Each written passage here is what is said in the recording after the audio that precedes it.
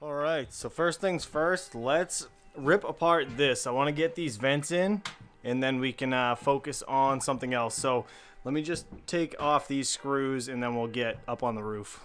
All right, so I just jumped up on the roof. I actually zip taped this before because I pressure washed it, and this thing literally started falling apart, so it's about time to get rid of it. All right, so check it out. Obviously, I didn't mount these yet.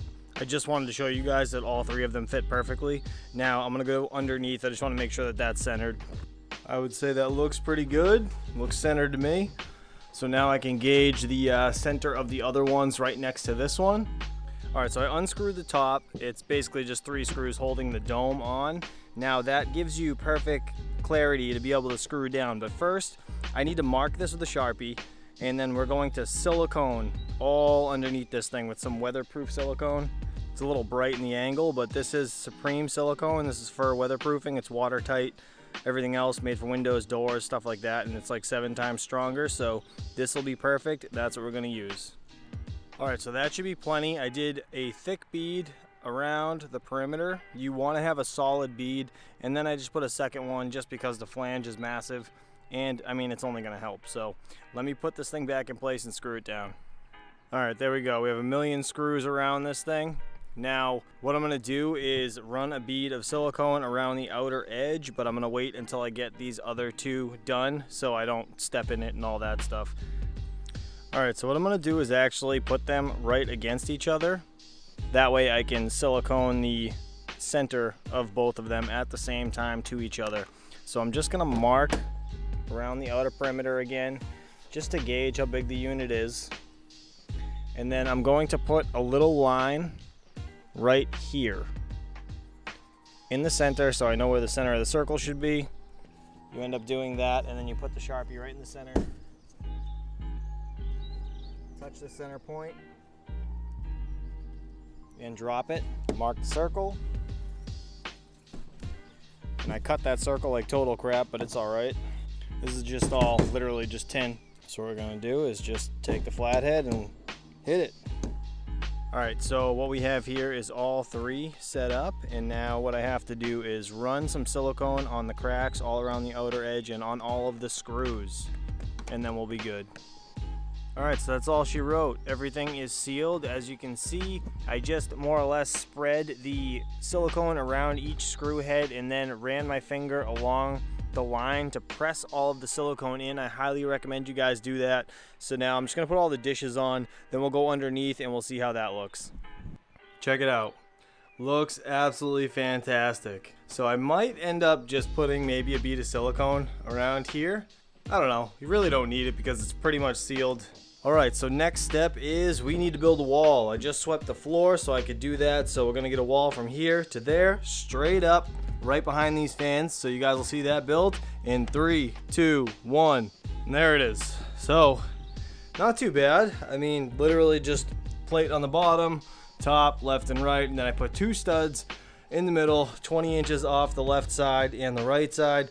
That way I had enough room to walk in the middle of what was left, so about 30 to 40 inches. Yeah, so I think that's gonna work well. What I gotta do is more or less just get a piece of plywood. I'm gonna cut 3 sections, one here, and one here. That way I can unscrew them and actually access all the electrical, because like I said, this section right here where the fans are, the OCTOMINER is gonna start here. So I'll be able to walk in there and actually access all of the ports.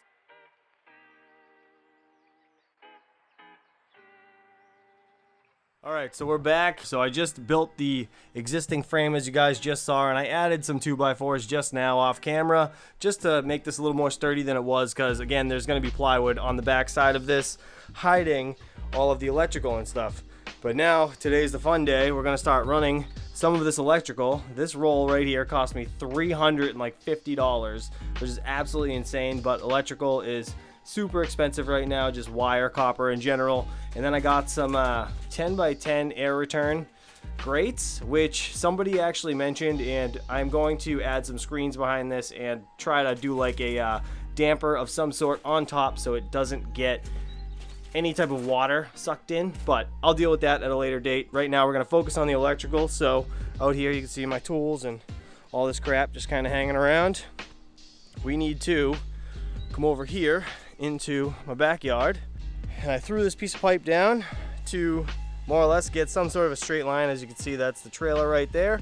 And I'm just gonna dig a trench about a foot down. I know it's supposed to be about 2 feet, but I got sprinklers and stuff under here and I don't feel like messing with that. So just gonna get it through here, over to there. And my plan is here to take the torch, heat it up, make a little bend in it so it kind of goes straight. And I'm actually gonna cut a piece of plywood to feed these 2 electrical lines through the window, because I don't really want to drill my house for something that's not super permanent. And at a later date, if I wanted to, I could pull the wires back, rerun it, and go through the side of the house. So let me get all this dug and we will get everything situated in just a second. All right, so obviously I gotta dig this down a lot deeper. I was just cutting into it to flip the grass, and of course, I chopped one of my sprinkler lines. So now I gotta repair that with a barb fitting, but either way, I gotta dig this down a lot further, and then we're gonna get this thing all installed in the trench. All right, so this is a do as I say, not as I do situation. I'm only about a foot down right here. I'm just gonna lay these in the trench all the way over to the house. Like I said, obviously, I ran into some sprinkler lines right like here. This is one. That was the main one. Thankfully, I did not hit this one. That one was just honestly way too high. So yeah, that's what happened there. But I'm gonna get these things all situated. Let's go on the other side. I wanna show you guys what it's gonna look like. So it's gonna come through right here. So the grade kind of drops off and these pipes are actually able to be exposed. So that's pretty nice. I might get a brick and just lay it under here, but I am going to take this 90 and throw it up right through the bottom of the trailer. So I'm gonna end up drilling a hole right here and probably over here maybe, but I guess we'll have to see. I just want to get this hole drilled first, get the main cable line ran up, and then we can start pulling those wires. Just cut a piece of plywood. That's gonna go in this window. Should fit pretty perfect actually. Hell yeah. All right, so that's gonna go in there like that. So now I'm gonna end up drilling 2 holes like here and here somewhere for the electrical to come in, probably one up high and one a little lower. Perfect. So I'm gonna get this one ran and then I'll drill the other one while it's in place, I think. Probably a better idea. All right, so I gotta repair this sprinkler line. As you guys can see, I cinched the rings already. You use one of these little barb fittings and this tool to crimp the rings. And then I need to also bend this so it's straight and not kicking like it is now. So we're gonna heat this up and bend it back. All right, so that's all she wrote all the way over to the trailer. Now what I need to do is just fill this back up with dirt, and then what we're gonna do is pull the string to snake the wire all the way through right to the trailer. So let me get this thing filled back up with dirt, because it looks like it's gonna start raining. If we look up, it's pretty, yeah, it's getting kind of dark, so I don't want this to be open when it rains. Quick little trick of the trade. When you guys are digging a trench in like a nice lawn, you want to flip the grass over. So what I did was I notched one side with a shovel and I flipped it. So when you flip it back, the grass covers the trench. And just like that, for the most part, it's hidden. So that just enables the grass to grow a lot easier and actually repair itself a lot faster. So hopefully that helps. My lawn is still pretty much new anyways, so I gotta clean up all this crap and do some overseeding regardless. But now we got to take these covers off and I need to fish some of this line down there to be able to pull some wires. So I got to go to the store, get this, and we'll be back to pull these.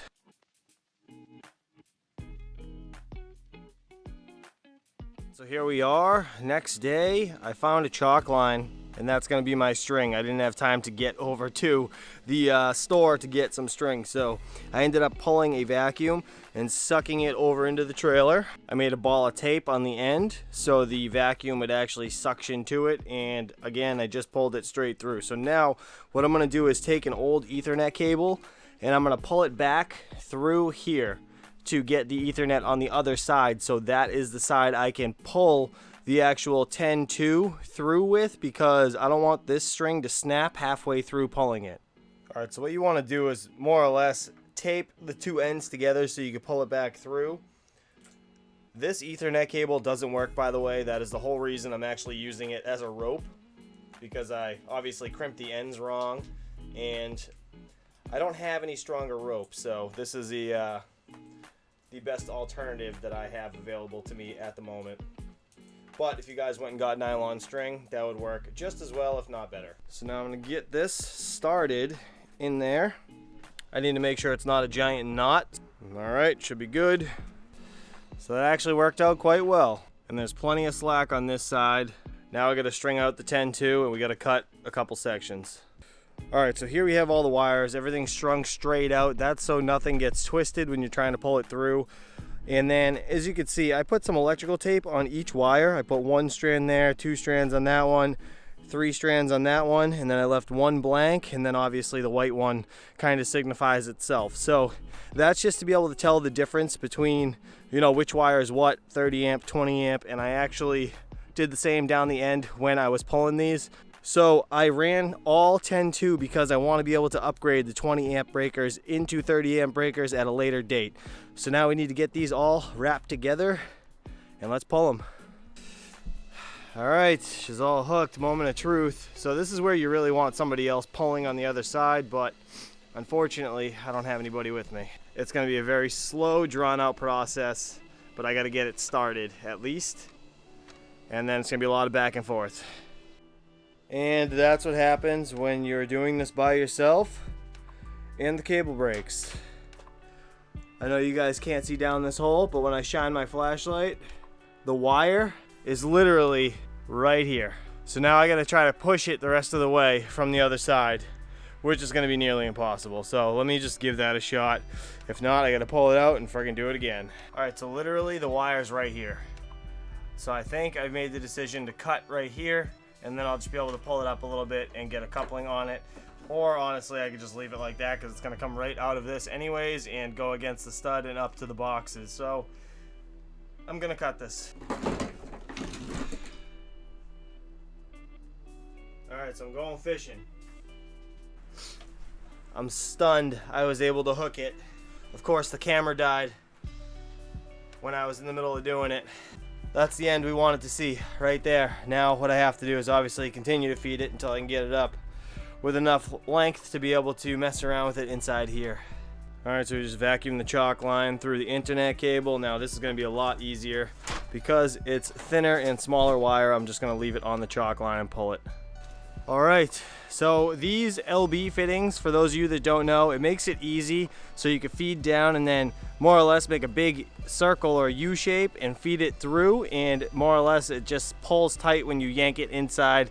It snaps in, and you know, that's your transition fitting. So now I just got to put these plates on the face to cover them up. I got the internet into the house or into the studio, these into the studio, and we are good to go. Now we just need to do the electrical in the trailer and hook this stuff up inside.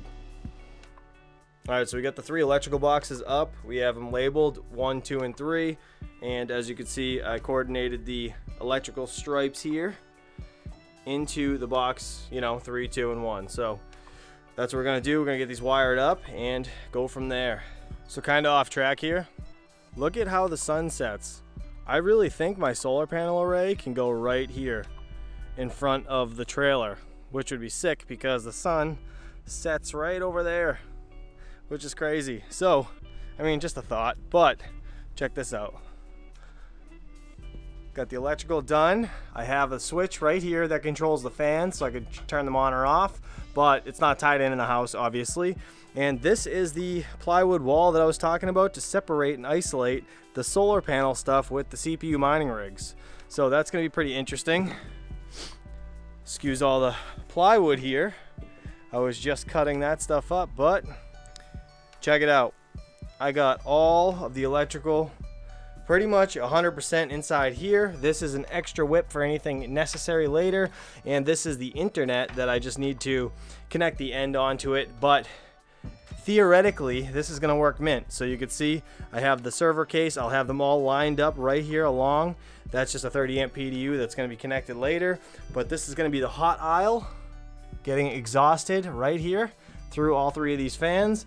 And this theoretically will be a door that I could just open up. Obviously can't do it right now, but thankfully this is here, it can't fall, and I'll be able to get in, unplug and plug things in and access the whole thing.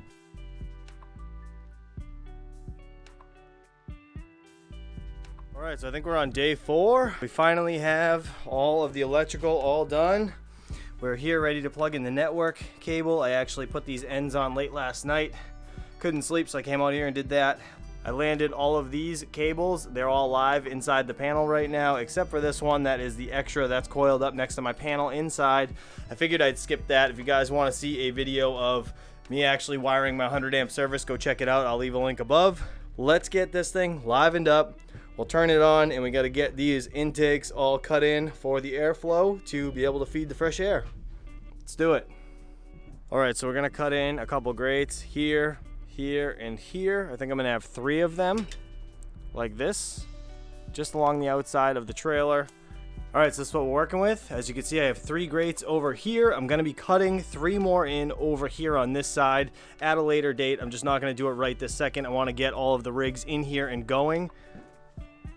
Out the side here, you can see all 3 grates right there. Now, what I was planning on doing is possibly cutting in 2 more down here, or maybe another one right here. I haven't really decided. So the plan is to monitor the 3 intakes here and see how well it performs with the heat and everything and those exhaust fans up there, over actually having to put in another 3 or 4 on this side in general. But I would like the crosswind, so I am gonna add those over there at a later date.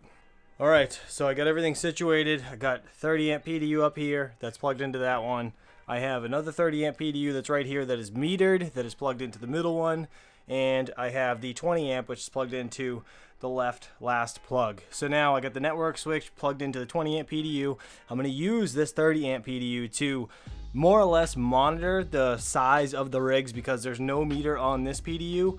I want to get it situated on this one, transfer it to that one, and then load up this one so I know this one is at a safe amperage and wattage. So now let's get the OCTOMINERs in here, and then I think we're gonna be ready to turn this thing on and test her out. So what do you guys think? Pretty sweet that they all fit in the trailer perfectly. So obviously I have some more I need to get, and I actually have 2 more in the house, I believe. So I have another X12 and 1 more X8 that I'm gonna lay on top. But for the time being, I wanna get these all up and running like I said. And obviously I wanna do this before the light runs out, even though I have this sweet little battery operated light. All right, so I just stuck my RX 580 rig over here, and I'm looking at my phone. As you can see, it's back up and mining. So what I'm doing is testing the amperage, because like I said, the PDU up here doesn't have a meter on it. So this one right here is pulling 6 amps. So what I'm gonna do is I'm gonna write on the cord 6. So I know that this is a 6 amp cord, and I'm going to move it up there.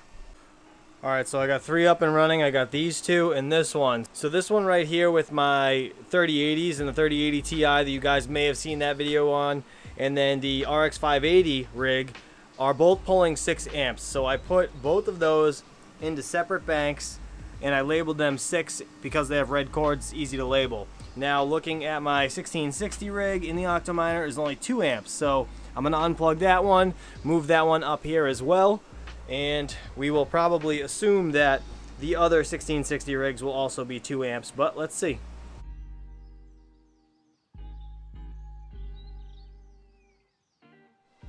All right, so check it out. I know it's a little noisy and I apologize. If you guys look right there, I made a custom screen with some strapping and hot glue actually. If you guys watched the live stream, you would have seen me do that. Same thing over here. So it's literally trapping all these little bugs. Look at this.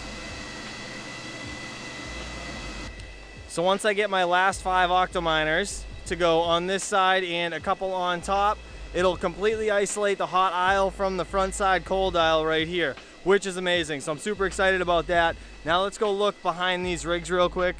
As you can see, I put all the solar stuff in here, which I'm gonna be doing actually in a little while, and I'll be posting a video in the next couple days, so stay tuned for that. It's a beautiful day out today.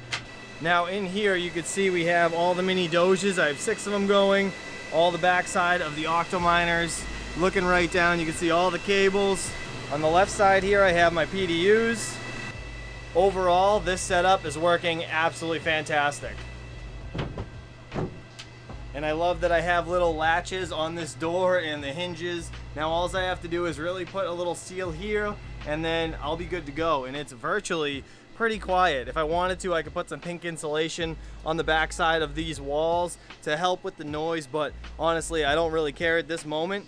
And right here, I was actually running my ASIC off of my generator to burn some old fuel in it so it wasn't sitting with old gas anymore. And I needed a payout on that thing, so why not? But guys, stay tuned for the solar video. Hopefully you enjoyed this. I'll catch you guys on the next video. Peace out.